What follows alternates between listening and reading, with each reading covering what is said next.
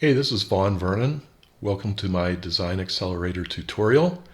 It's sponsored by my company Kalele. You can find us at kalele.io on the web, and you can learn about my most popular workshop, the IDDD workshop, at kalele.io/IDDD-workshop. This week I'm talking about Conway's Law and your system. We're going to take a deep dive into what Conway's Law is and how it will influence you and your team as you build systems.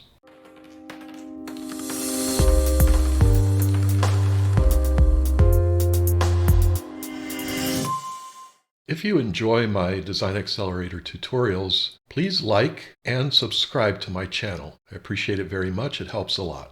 You'll find the source of Conway's Law at conwayslaw.com/home/conways_law.html. Let's go there now and take a look. Here you'll see Mel Conway's introduction. He says that in 1967, I submitted the paper called How Do Committees Invent? To the Harvard Business Review. HBR rejected it on the grounds that I had not proved my thesis. I then submitted to Datamation, the major IT magazine at the time, which published it in April 1968.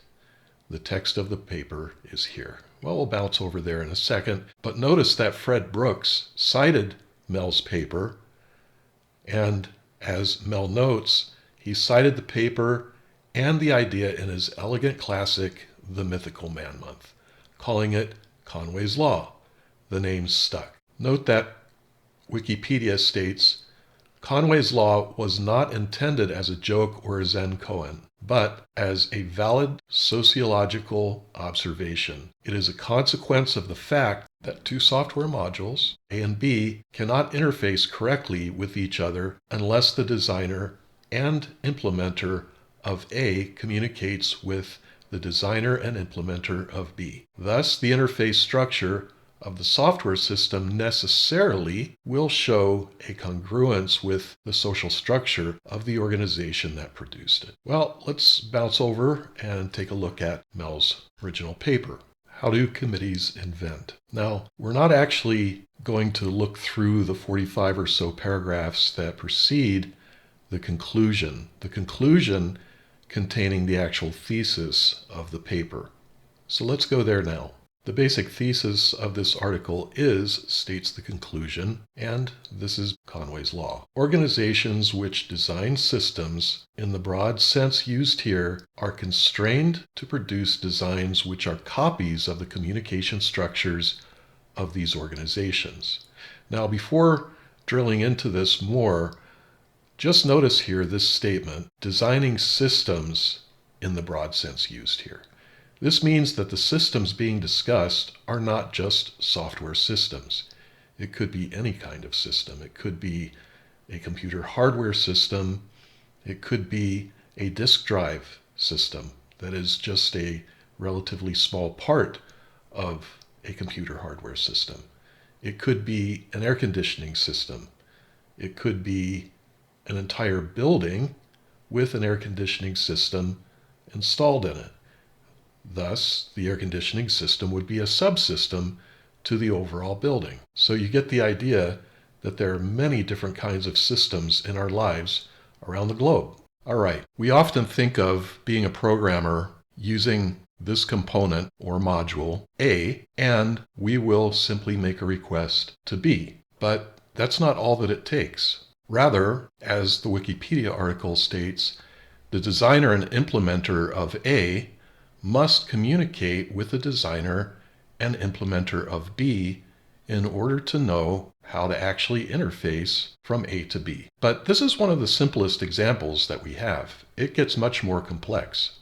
This communication between the two designer-implementer individuals is a two-way communication. Now, Mel Conway told me that one of his first observations of what was considered later to be Conway's Law was a team of 3 individuals working on a compiler. And because the 3 individuals were working on the compiler together, they decided that this would be a 3-pass compiler. One person would have pass 1, the other person would have past 2, and yet another person would have past 3.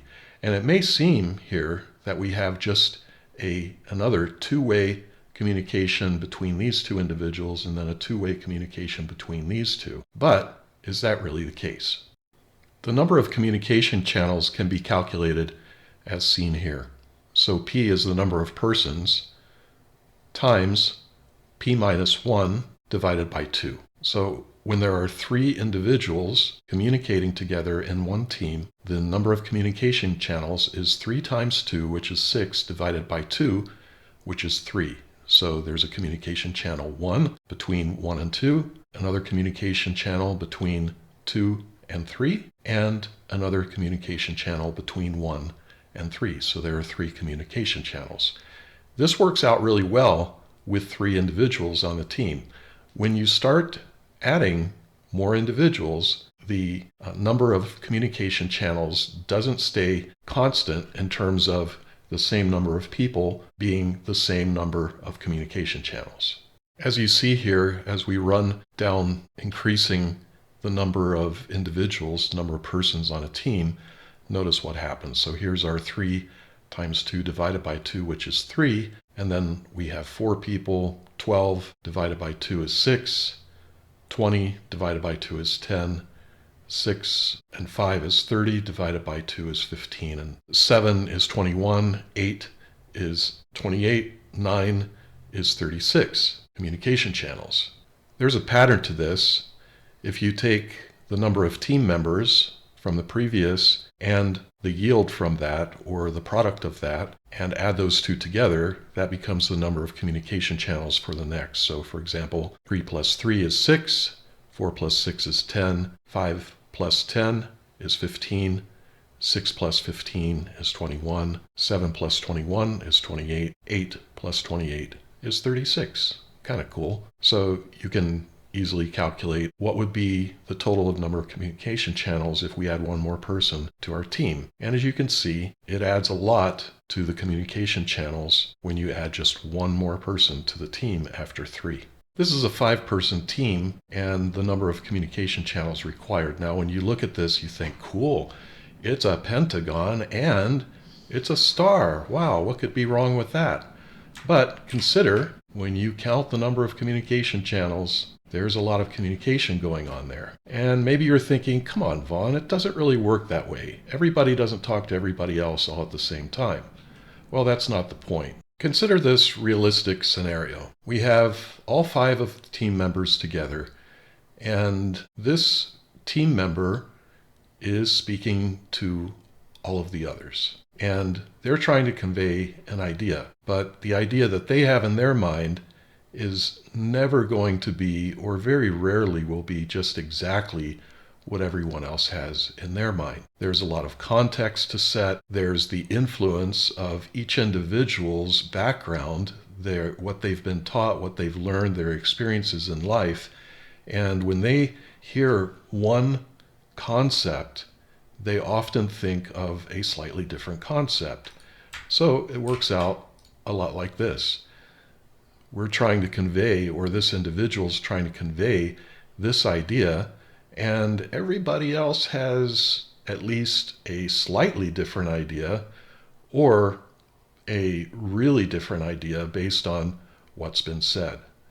So there's a challenge with just getting all 4 of the other team members on the same wavelength as the individual who's speaking. And this is a very realistic situation. And then what inevitably happens is a person will respond to the concept being conveyed to everyone, but they'll respond to this individual, the one speaking, and they'll say, well, what about this? Isn't it like this? And what happens? Then this person is now in a different communication channel, these 2 individuals, and as well as this one. And this person over here is off in the weeds thinking about something else. They didn't catch anything about this conversation that's continuing. And these individuals are maybe getting more on track with one another. This person is completely disconnected from the conversation that's going on. It doesn't mean that they aren't thinking about the concept that's being conveyed, but they are just thinking in their own individual way. So we have both additional communication channels that open up and also this one that's just completely cut off. And this individual now is conveying the incorrect concept that they have in their mind to these two individuals. What happens next? This individual being wrong doesn't necessarily hurt the situation, although it may influence these two to have some different ideas confusing. Maybe they'll disagree. There's going to be some conversation that continues between these, and now the leader, who is leading the conversation at least, not necessarily the leader of the team, but all collaborating together, needs to reinforce their idea, and hopefully they make a little bit more progress in conveying their idea here to override what these individuals are thinking.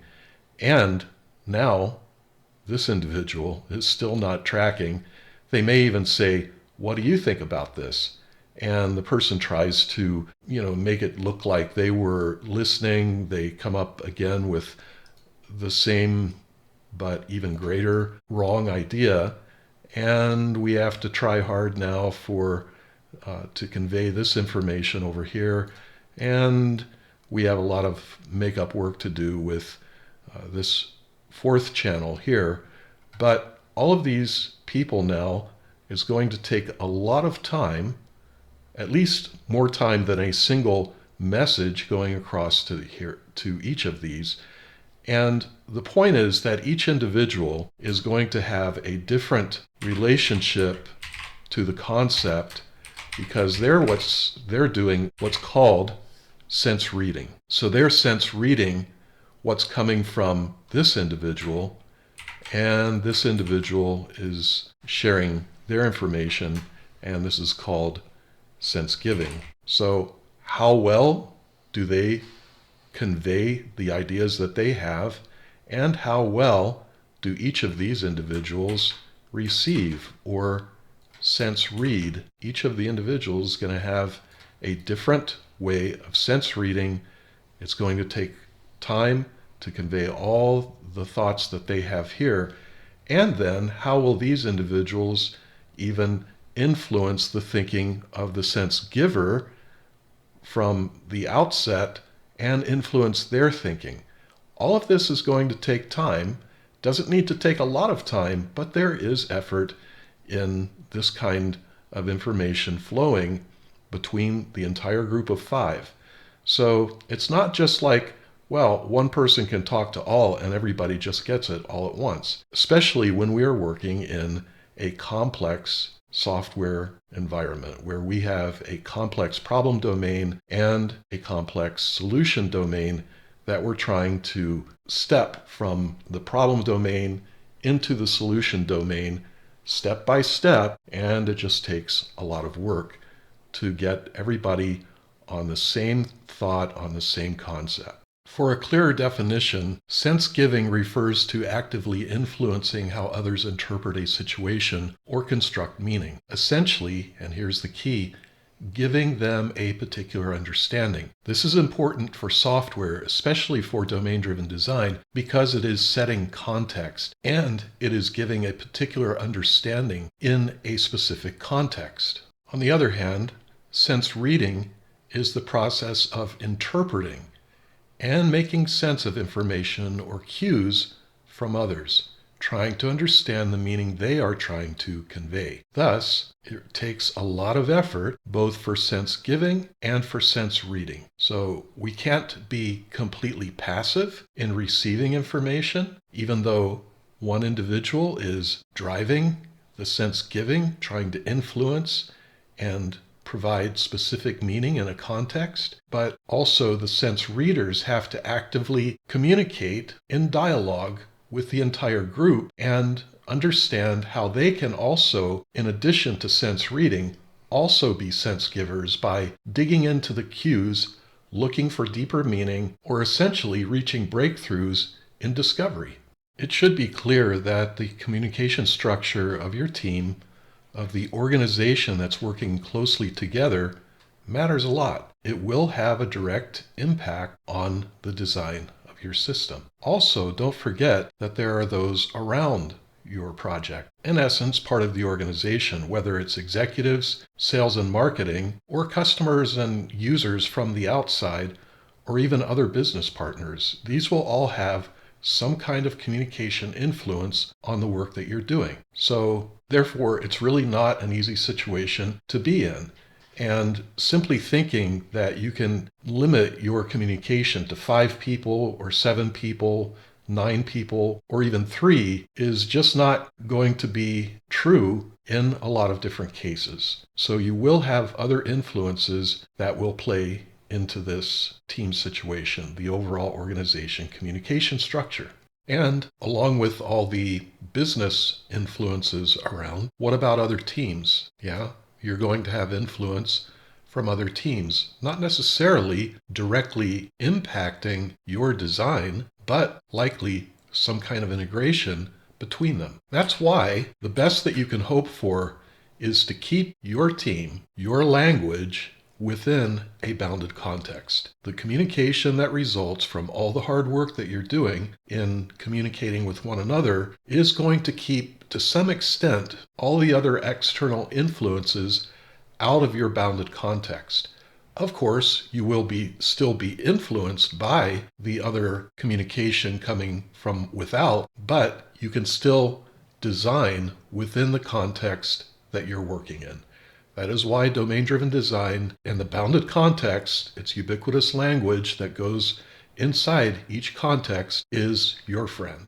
I recently posted that building software is not just programming a computer or engineering instructions to make a computer do what you want. Ultimately, building software is communication engineering through and through. That means completely pervasive software development is really all about communication. And engineering communication is so important in that we are influencing the way others think about the software by clear communication. That means that the team is able to influence one another. And through that influence and cooperation, full collaboration, they are able to come to breakthroughs in complex software design. Thus, they are actually benefiting by keeping in mind Conway's law. Now, I've heard people say that they need to get better at Conway's law. It's interesting that I think of Conway's law as sort of being like the law of gravity. You don't really get better at the law of gravity. You simply work within the bounds of what you know. Gravity will have an influence on you, and you understand what that influence is, and you certainly just don't do things purposely that are going to cause you to be hurt by gravity. So Conway's law is very similar in that we don't really get better at it. We just simply have to be aware of it, and we're going to do whatever we possibly can to succeed within the bounds of Conway's law. We are going to create a communication structure that works best for the software that we are developing. This is part of the conclusion of Mel Conway's paper. It's what I refer to as Conway's first axiom. It says, the need to communicate at any time depends on the system concept in effect at that time. So, in essence, what are the system circumstances? What problems do we currently face right now, as in the challenges in modeling, in designing? And he continues, because the design which occurs first is almost never the best possible, the prevailing system concept may need to change. Therefore, and here's the point, flexibility of organization is important to effective design. So, in addition to what Fred Brooks referred to as Conway's law, Mel Conway adds that we need to be flexible, in essence, to at any given time construct the communication structure that we need for the best communication for the system concept that is in effect at that time. I hope you enjoyed my Design Accelerator tutorial this week. Can you please like and subscribe to my channel? Appreciate it very much. You'll find more information about our company Kalele at kalele.io and my workshop, my most popular workshop, the IDDD workshop at kalele.io/IDDD-workshop. I have my next workshop, my 4.0 version of my IDDD workshop that I've been teaching since, 2011 or so. And I welcome you to join me at the end of March for a remote, that is a virtual online IDDD workshop. You can find information here at this location. I hope you can join us. Take care and we'll see you next time.